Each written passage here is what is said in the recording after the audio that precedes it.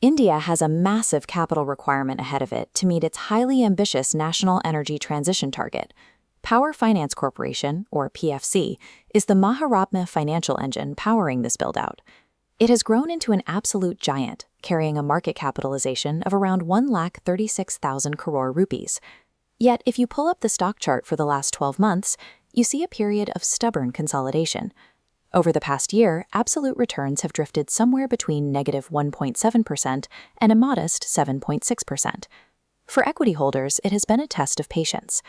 To understand this stagnation, we have to look at a specific divergence between their physical lending volume and their final profitability.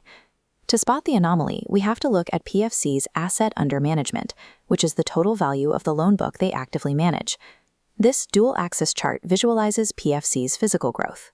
The blue line tracks their AUM, expanding at a highly predictable compound annual growth rate of 12 to 14% over the last 3 years. In a standard lending business, net profit closely tracks physical loan growth, but PFC's numbers have completely decoupled. Look at the green line representing standalone net profit. It is compounded at over 20%, recently crossing 20,051 crore rupees. That divergence is operating leverage. It is the efficiency Kai impact. PFC is squeezing significantly higher earnings out of the exact same rate of lending. To determine if this performance is a fluke or a permanent upgrade, we need to deconstruct the engine, their margins, the asset quality cleanup, and their upcoming corporate merger. Generating more profit per rupee lent requires a massive structural shift. PFC finances the heavy machinery of the power grid: thermal plants, hydro dams, and solar parks. Crucially, 76% of their capital flows to the government sector.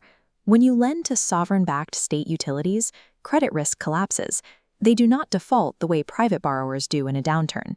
This government ownership creates a moat on the liability side of their balance sheet.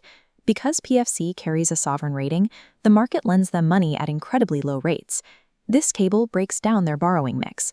They pull capital from foreign currency bonds, domestic markets, and specifically 54EC tax-free bonds, which offer highly competitive rates for the company. Right now, their blended cost of funds sits at roughly 7.5%. They turn around and lend that capital out at a yield that guarantees a spread of 2.46%. That tight control over borrowing costs allows them to maintain a highly reliable net interest margin of between 3.5 and 3.7% year after year. Management is currently guiding for 10 to 11% loan book growth as they expand their mandate beyond power, funding broader infrastructure and logistics projects. They have also established a new subsidiary in Gift City to capture international lending opportunities. Between their unique borrowing advantages and a highly secure client base, PFC operates as a perfectly calibrated margin machine. But margins alone don't explain the 20% profit growth. The real driver is asset quality. If you review the historical data here, PFC carried a bloated gross non-performing asset ratio of 9.4% back in FY19. Fast forward to December 2024, and that gross NPA has been crushed down to approximately 2.68%.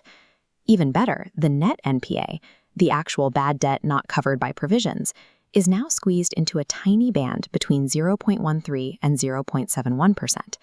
Here is where the math kicks in. When a lender writes off a loan, they set aside capital to cover the loss. When those stressed assets are resolved through tribunals, that set-aside capital flows straight back to the bottom line. That is the bad debt recovery capex impact. Currently, PFC has nearly 4,961 crore rupees tied up in advanced stages of NCLT resolution. As those specific cases conclude, the recovered capital acts as extra octane, artificially boosting earnings without requiring a single new loan to be written. They have successfully detoxed the balance sheet, turning past lending errors into immediate cash flow. PFC carries 4.22 lakh crore in debt against 1 lakh crore in net worth. A 4 times debt-to-equity ratio is highly conservative. This efficiency pushes return on assets into a healthy 2.8 to 3% range. While the government maintains a 56% stake, institutional ownership data shows a high level of confidence from global asset managers. Foreign institutional investors hold between 18 and 19.6%, while domestic institutions hold another 14 to 17%. Because the institutional block is so large, the actual public float is pinned in the single digits.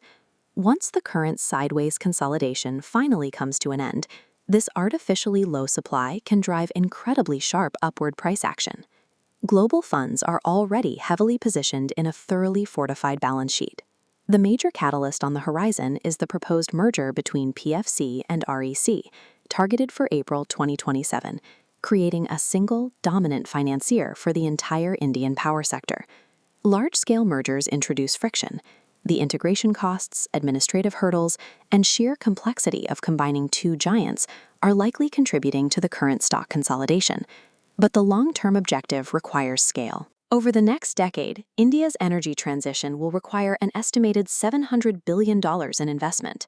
By merging, the new entity creates capital synergies that will drive their already low borrowing costs down even further. This combined war chest allows them to finance massive new requirements in battery storage and renewable grid infrastructure. This consolidation phases out redundant costs and creates a single entity capable of absorbing the massive credit requirements of India's energy transition. This brings us to raw valuation. At current prices, PFC trades at a price-to-earnings ratio of between 6.8 and 7.8. The price-to-book ratio sits securely between 1.22 and 1.33. The critical metric for a growing company is the PEG ratio, measuring valuation against growth. Dividing their PE of 7.8 by their earnings growth rate of 20.7%, you get a PEG ratio of roughly 0.38. Generally, any PEG ratio below 1.0 indicates a stock is deeply undervalued. The market is effectively getting the growth for free. You have a company expanding profits at 20% a year, yet priced like it is barely growing at all. The stock's current multiple is consistent with a stagnant power utility, leaving a wide gap between its price and its actual 20% growth profile. This is why multiple institutional research desks maintain a sum-of-the-parts target price of 560 rupees.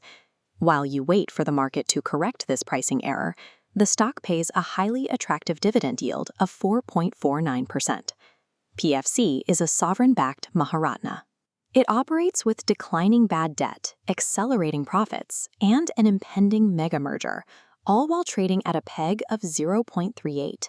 For investors willing to look past the short-term friction, the math points to a clear conclusion. It is a fundamental buy for both strong yield and long-term capital appreciation.